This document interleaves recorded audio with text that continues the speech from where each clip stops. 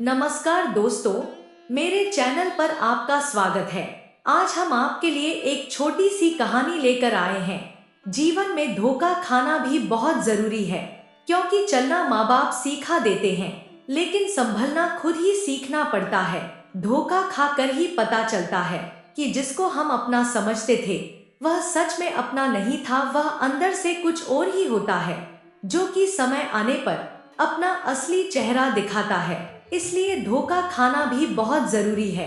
धोखा खाने से ही अपनों का पता चलता है। यह जिंदगी बहुत छोटी है, इसलिए किसी इंसान का पीछा करने से कई गुना बेहतर है अपने सपनों को पूरा करें और अपना समय अपने सपने को पूरा करने में लगाएं। यह जिंदगी छोटी सी जिंदगी है जो एक बार मिलती है, तो अपनी इस जिंदगी में हंसते रहो।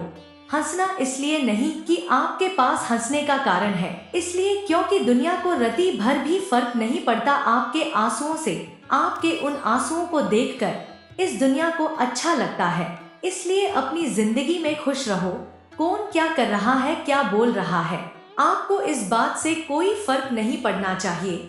चील की ऊंची उड़ान देखकर चिड़िया कभी डिप्रेशन में नहीं आती, मगर इंसान की ऊंची उड़ान देखकर इंसान खुद बहुत जल्दी डिप्रेशन में आ जाते हैं।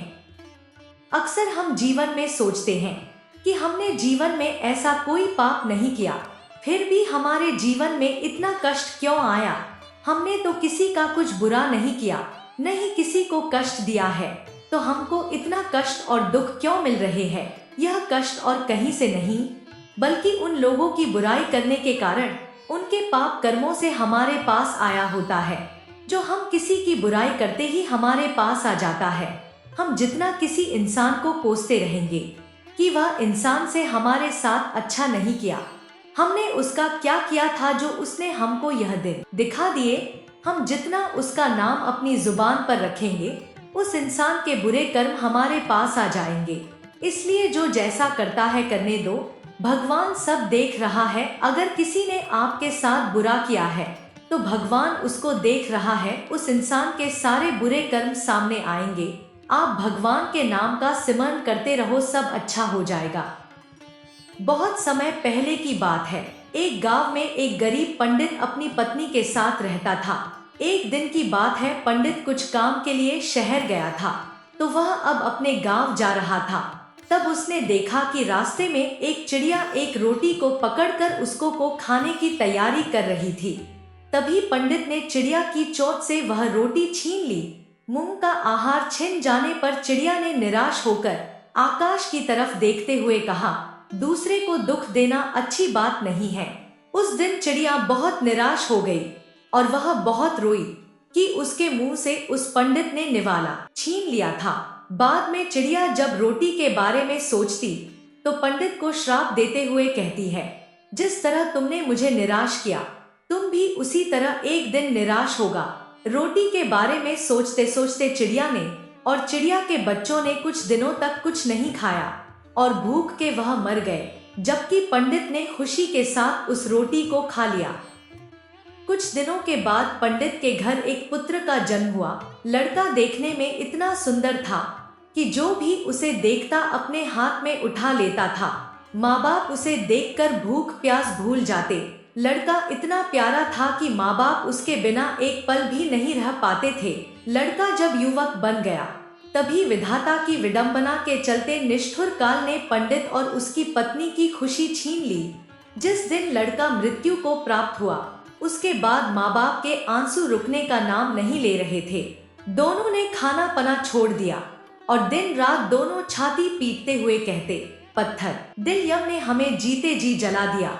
अगर सुबह शाम उसे खूंटा जाए तो उसे कैसा लगेगा। पंडित को इस तरह रोते देख एक दिन यम ने पंडित के सपने में कहा, तुम जो सिर पटकर रो रहे हो, जिस बेटे के लिए रो रहे हो, उस बेटे को देख पाओगे तो तुम्हें मेरी बात माननी होगी। कल तुम पूजा के कमरे में अंदर से दरवाजा बंद करके सो जाना और 2 दिन तक वहां कोई तुमने जगाने नहीं आना चाहिए।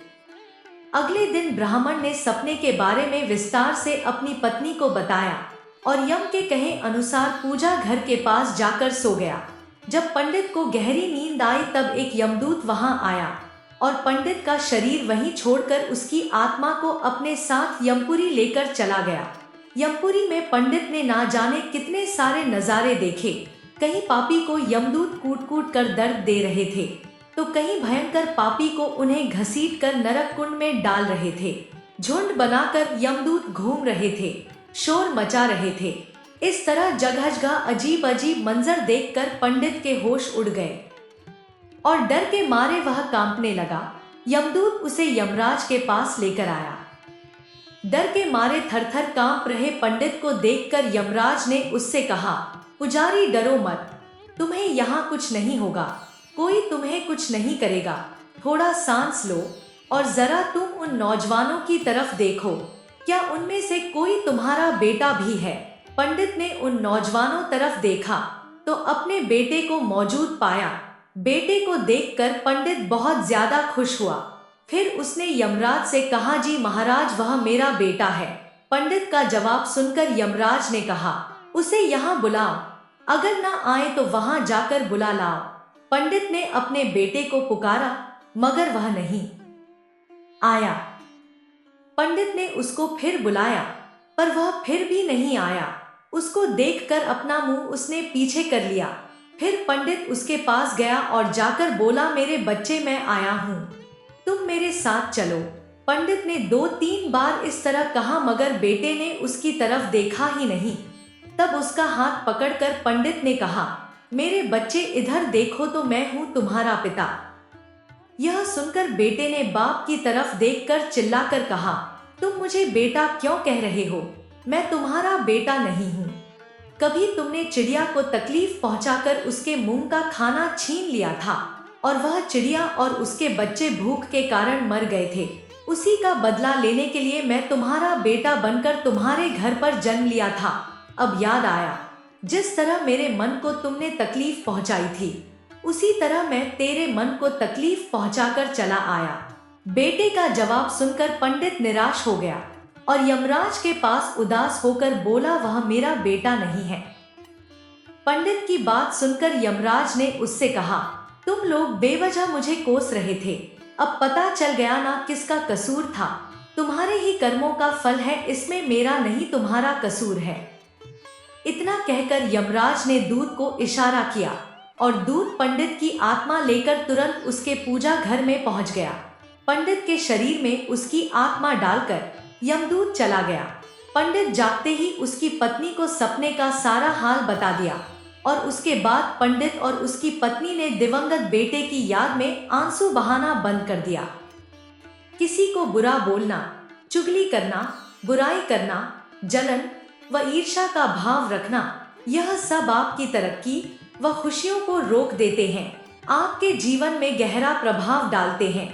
किसी को किसी भी तरह का कष्ट नहीं देना चाहिए, नहीं किसी को बुरा बोलना चाहिए। किसी का नाम लेना ही है तो भगवान का नाम ले लेना चाहिए, जिससे कि हमारा जीवन अच्छा और सुखी रहे। क्यों किसी को बुरा बोलकर उसके बुरे कर्म लेने हैं? जितना उसको याद करके उसको बुरा बोलोगे, उतने ही उसके बुरे कर्म हमारे पास आ जाएंगे। कर्म एक ऐसी जगह है जहां हमें उसे बुलाने की जरूरत नहीं पड़ती। हमने जो पकाया होता है हमें वही मिलता है।